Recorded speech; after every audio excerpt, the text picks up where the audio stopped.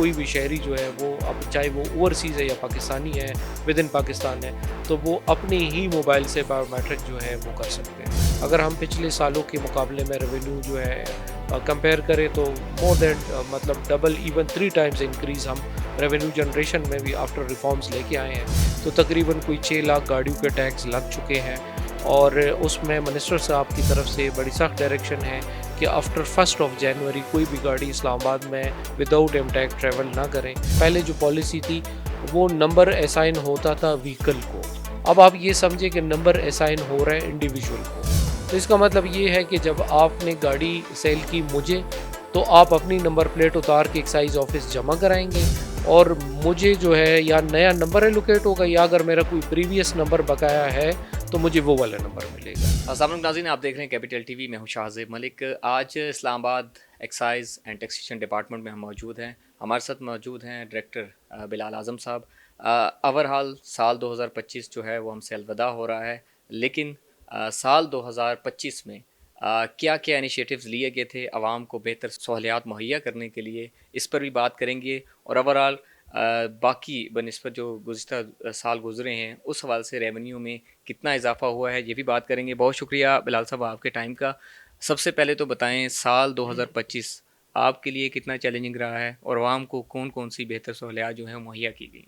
हाँ जी, बिस्मिल्लाहिर्रहमानिर्रहीम। बिल्कुल हमने ट्राई की है कि हम जितना मैक्सिमम अपनी पब्लिक को फैसिलिटेट कर सकें, वो चाहे ऑनलाइन फैसिलिटेशन की सूरत में हो या जिस तरह एम टैग वाली एक्टिविटीज़ की सर्विस शुरू हुई है या बाकी बायोमेट्रिक की जो सहूलत थी वो पहले ई सहूलत सेंटर में जिस तरह नादरा के तमाम ई सहूलत सेंटर पे बायोमेट्रिक की फैसिलिटी अवेलेबल थी, लेकिन चूँकि हमारे ओवरसीज़ पाकिस्तानी थे और ऐसे लोग थे जो कि ई सहूलत तक भी नहीं जा सकते थे, तो वो वाली सहूलत जो है वो हम मोबाइल में लेके आए हैं। कोई भी पाक आईडी डाउनलोड करके, चाहे वो हमारे ओवरसीज़ है या विद इन पाकिस्तान है, वो वहाँ से अपना बायोमेट्रिक कर सकते हैं। तो पहले एक सहूलत जो कि हज़ारों ई सहूलत सेंटर्स पे नादरा की अवेलेबल थी, अब कोई भी शहरी जो है वो अपने मोबाइल से, जिस तरह गाड़ियों के टोकन टैक्स की सहूलत हमने मोबाइल ऐप्स के ज़रिए प्रोवाइड की है, तो अब कोई भी शहरी जो है वो अब चाहे वो ओवरसीज़ है या पाकिस्तानी है, विद इन पाकिस्तान है, तो वो अपनी ही मोबाइल से बायोमेट्रिक जो है वो कर सकते हैं। देखिए, मैनुअल जो सूरत हाल थी पहले और फिर उसको ऑनलाइन पे आना, जिस तरह आपने टोकन टैक्स की बात की, आवाम का कितना एतमाद हासिल हुआ है? परसेंटेज से बता दें कितने आवाम ने जो है ऑनलाइन जो है टोकन टैक्स पे किए? जी बिल्कुल, अगर हम टोकन टैक्स की बात करें तो मैं बिल्कुल आपको गारंटेड कहता हूँ कि मोर देन 90% टोकन टैक्स जो है वो ऑनलाइन सिस्टम के ज़रिए लगे हैं। तो पहले, अगर कुछ सालों पहले आप देखें तो अगर कोई किसी ने टोकन टैक्स जमा कराना होता था तो वो एक्साइज़ ऑफ़िस आता था, पूरा दिन उनका ज़ाया होता था और यहाँ पे 2-3 लाइनें लगी होती थी। पहले एक लाइन में उनकी असेसमेंट होती थी, फिर दूसरी लाइन बैंक की लाइन होती थी, फिर तीसरी में दोबारा एक वो स्टैंप लगता था। तो हमने ये ख़त्म कर दिया, स्मार्ट कार्ड पे चले गए और स्मार्ट कार्ड से फ़र्दर फिर ये है कि ये सहूलत एक ऑनलाइन ऐप के ज़रिए हो सकती है। विद इन 1 मिनट वो अपनी गाड़ी की ट्रांज़ैक्शन कर सकता है और वो जो है वो उसी टाइम सिस्टम में रिफ्लेक्ट हो जाता है और इससे खातिर खा इज़ाफ़ा भी हुआ है रेवेन्यू जनरेशन में भी।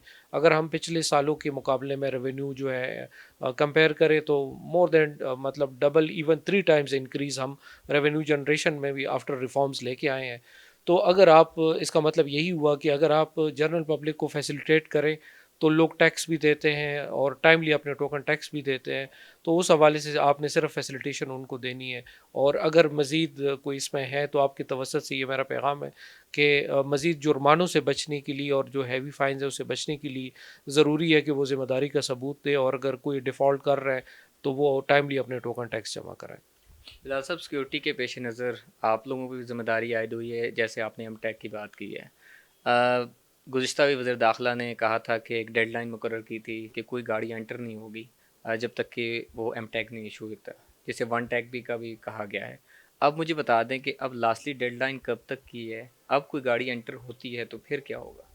जी बिल्कुल, ये इस पे बड़ी क्लियर कट डायरेक्शंस है इंटीरियर मिनिस्टर साहब की और उस पे पूरी डिस्ट्रिक्ट एडमिनिस्ट्रेशन, पुलिस जो है वो काम कर रही है। एफडब्ल्यू के साथ मिलके हमने 15-16 सेंटर्स बनाए, उसमें से इस्लामाबाद की गाड़ियों के कई टैग्स लगे, अदर डिस्ट्रिक्ट की गाड़ी है जो इस्लामाबाद में यूज़ हो रही है, उनके टैग्स भी लगे।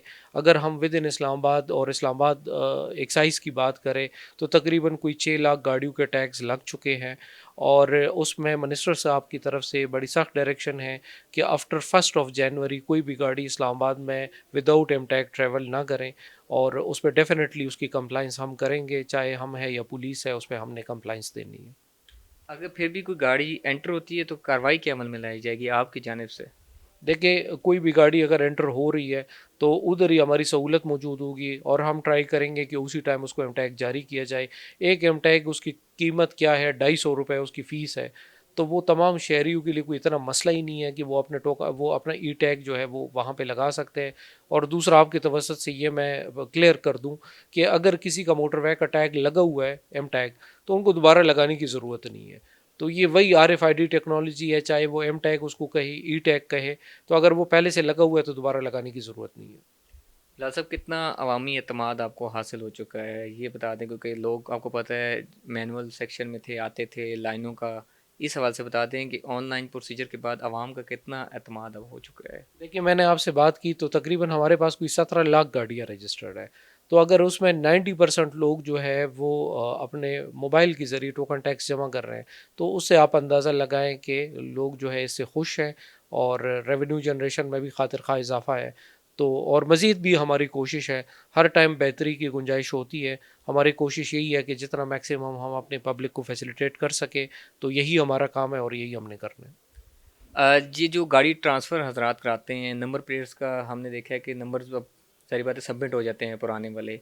इसमें क्या है कि लोग जो अगर वो पुराना ही नंबर हासिल करना चाहे तो उस सवाल से भी बता दें। जी बिल्कुल, ये जो पॉलिसी चेंज हुई है वो बड़े सिंपल, मैं एक लाइन में बता दूं कि पहले जो पॉलिसी थी वो नंबर असाइन होता था व्हीकल को। अब आप ये समझे कि नंबर असाइन हो रहा है इंडिविजुअल को। तो इसका मतलब ये है कि जब आपने गाड़ी सेल की मुझे, तो आप अपनी नंबर प्लेट उतार के एक्साइज ऑफिस जमा कराएंगे, और मुझे जो है या नया नंबर एलोकेट होगा, या अगर मेरा कोई प्रीवियस नंबर बकाया है तो मुझे वो वाला नंबर मिलेगा। ठीक है, और फिर जब आप नई गाड़ी परचेज करेंगे तो आपका वही वाला नंबर उस गाड़ी पे ट्रांसफ़र होगा जो प्लेट आपने उतारी हुई है। लास्टली बता दें, 2026 पब्लिक के लिए क्या खुशखबरी है मज़ीद एक्साइज डिपार्टमेंट की जानिब से? जी बिल्कुल, 2026 में हम कोशिश करेंगे कि मज़ीद फैसिलिटेशन दें, और इंशाल्लाह हमारी कोशिश ये है कि हम पाक आईडी पे जो है एक डिजिटल कार्ड इंट्रोड्यूस करें। नादरा के साथ काफ़ी काम उस पे हो भी चुका है, और हम ये जो अभी एक कार्ड दे रहे हैं तो इंशाल्लाह इसको भी हम ख़त्म करेंगे, और हम कहेंगे कि बिल्कुल ही पेपरलेस एनवायरनमेंट हो, और किसी को एक्साइज ऑफिस आने की ज़रूरत ही नहीं हो, और जो फाइल हम रिटर्न कर रहे हैं ऑनलाइन अप्लाई हो, ऑनलाइन फ़ीस जमा हो, ऑनलाइन डिजिटल कार्ड जिसके आईडी पे पड़ा हुआ है, वो कार्ड अगर उन्होंने अप्लाई कर दिया ट्रांसफ़र के लिए, तो वो दूसरे बंदे के आईडी पे उसका नया कार्ड डाउनलोड हो, और जो पिछला कार्ड है वो डिलीट हो जाए। तो ये एक अल्टीमेट सोल्यूशन होगी, इंशाल्लाह इस पे काम कर रहे हैं। कोई पब्लिक मैसेज?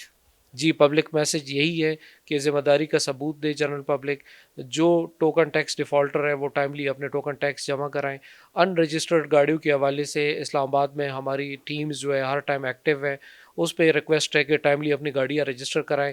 अगर किसी के टेंटेड ग्लासेस या फैंसी नंबर प्लेट्स है तो उसमें ज़ीरो टॉलरेंस है, और इनकन्वीनियंस से बचने के लिए ज़रूरी है कि वो टेंटेड खुद ही रिमूव करें, ताकि उनको वो हैवी फ़ाइन से बच सके। Thank you very much. बहुत शुक्रिया बिलाल साहब।